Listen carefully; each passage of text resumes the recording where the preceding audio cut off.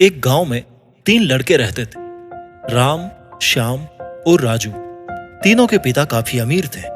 तीनों का बचपन बहुत अच्छे तरीके से गुजरा था। उनके माता पिता कभी भी उनकी कोई भी मांग को अनदेखा नहीं करते थे।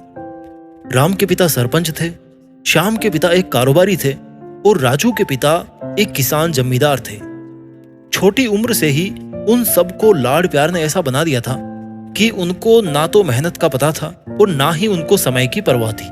अक्सर वे सारा दिन बस घूमते रहते थे। नशे और अन्य भोग विलास में डूबे रहते थे, जिससे उनके गांव वाले भी दुखी थे। सरपंच और बड़े लोगों के बच्चे होने के कारण उनकी कोई शिकायत कर पाने की हिम्मत नहीं करता था, जिससे उनका मनोबल और बढ़ गया था। एक दिन उनके गांव में बहुत तेज बारिश हुई, जिससे सब लोगों को नुकसान हुआ, जिसमें इन तीनों के पिता भी थे। लेकिन इतना कुछ होने के बाद भी उनके बेटों का वही हाल था। वो बस घूमते रहते, नशा करते, भोग विलास करते। माँ बाप काफी चिंतित रहा करते थे। ये तीनों भले ही कितने ही गंदे थे, लेकिन इन तीनों के अंदर पता है एक एक खास बात थी, जिसकी पहचान किसी को नहीं थी और उनको खुद को भी नहीं पता था। राम एक बहुत अच्छा नेता प्रतिपक्ष था, क्योंकि अपने पिता के पास रहते हुए उसको इसका काफी ज्ञान हो गया था, क्योंकि उसके पिता सरपंच थे। श्याम भी इस तरह से बिजनेस की समझ रखता था, क्योंकि उसके पिता एक कारोबारी थे। राजू खेती का काम जानता था, क्योंकि उसके पिता जमींदार थे। पर अपने गलत कामों की वजह से उन सब ने अपने इन टैलेंट्स पर ध्यान ही नहीं दिया, जो कि उनकी सबसे बड़ी कमजोरी थी। इस तरह से इनकी बदमाशियों को देखकर इनके पिताओं ने इनको सीख देने की सोची। तीनों पिताओं ने आपस में बात करी और उसका एक हल निकाला। तीनों पिताओं ने अपने अपने काम अपने अपने बेटों को सौंप दिए, जिससे उनको समय की कद्र का पता लग सके।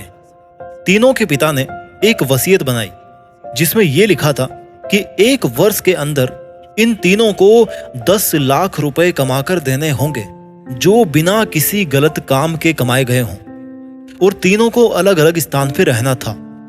इन तीनों को 5-5 लाख रुपए भी दिए गए, ताकि उनको अपना काम स्टार्ट करने में दिक्कत ना हो।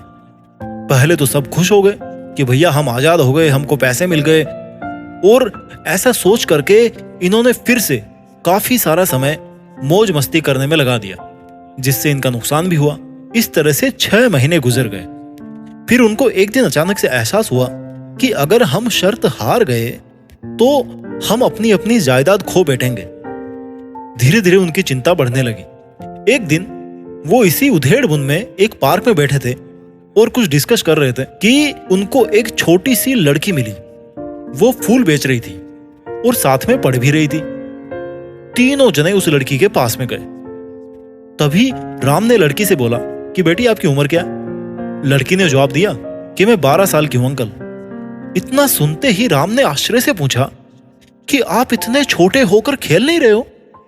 इस पर लड़की ने जवाब दिया कि मेरे पापा की मौत हो गई है और माँ बीमार रहती है, इसलिए मैं ये काम करती हूँ। ये सुनकर राम ने अपना पर्स टटोला। उसके पास जो भी पैसे बचे थे वो उस लड़की को देने लगा।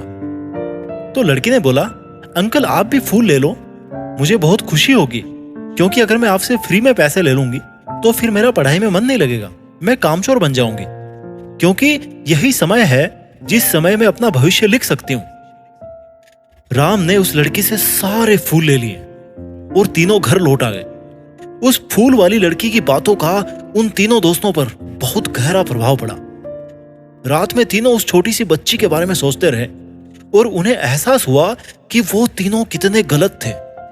तीनों ही दोस्तों को एहसास हुआ कि उनके पास आज भी 6 महीने का समय है अपने पिता के दिए हुए काम को पूरा करने का और भविष्य बनाने का। इसी दौरान सबने सोचा कि अगर बचे हुए समय का सही उपयोग करें तो अभी भी बहुत कुछ किया जा सकता है। इस तरह से बाकी दोस्तों ने भी सोचा और दूसरे शहर में आकर काम तलाशने लगे। पर उनकी शर्त में एक शर्त यह भी थी कि उनको जो भी काम करना है वो अपनी पहचान बताए बिना करेंगे, जिससे ऑब्वियस सी बात थी कि उन तीनों को काम नहीं मिला। और जब काम नहीं मिला तो उन्होंने सोच लिया कि अब अगर वो कुछ भी करेंगे तो अपने गांव में जाकर के ही काम करेंगे, भले उनके पिता कुछ भी सोचे वो अपने गांव में जाएंगे और अपने गांव में ही कुछ नेक काम करेंगे, भले ही उनको अपने पिताओं की वसीयत ना मिले। तीनों लड़के अपने गांव में फिर से आए और अपने अपने पिताओं से जाकर के मिले और उन्होंने अपने अनुभव के बारे में बताया और बोला कि वो आगे से ऐसी गलती नहीं करेंगे और वो उन्हें माफ कर दे। लेकिन पिता तो शर्त पे ही अड़े थे।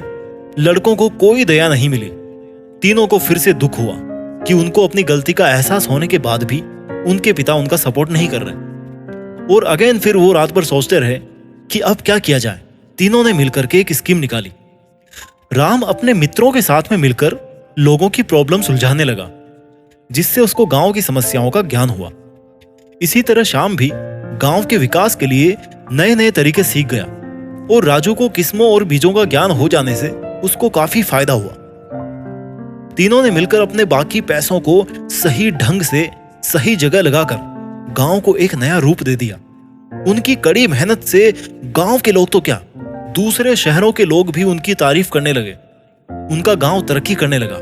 नई तकनीकों के कारण हर वर्ग के लोगों से उनका जुड़ाव होने लगा और एक समय आने के बाद में उनके पिताओं ने भी उनको माफ कर दिया। इस तरह से दोस्तों, उन तीनों को समय की कीमत का अंदाजा हुआ कि पहले वो कितना समय बर्बाद कर रहे थे, लेकिन जब से उनको समय की कीमत का अंदाजा हुआ तब से उन्होंने समय वेस्ट नहीं किया और काम करके पैसा कमाया, नाम कमाया और ये सीखा कि ईमानदारी से जिंदगी कैसे जीते हैं। दोस्तों, इस वीडियो को बनाने का मुद्दा यही है कि आप सभी समय बर्बाद ना करें। समय बर्बाद करने के हजारों तरीके हैं, लेकिन आप ऐसा कोई तरीका चुनिए जो आपकी जिंदगी बदल दे, इस समाज की जिंदगी बदल दे, इस देश का भविष्य बदल दे। आई होप आपको ये स्टोरी अच्छी लगी होगी।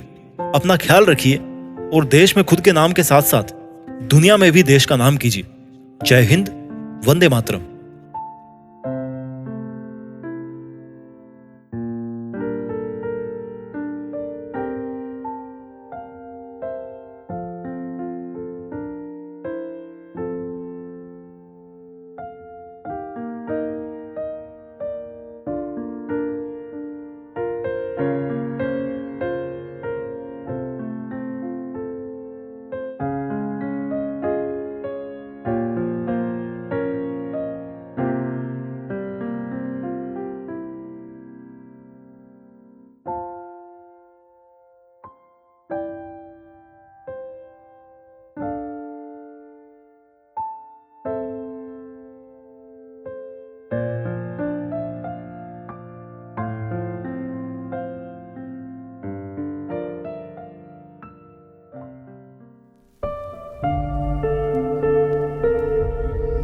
जीत फिक्स।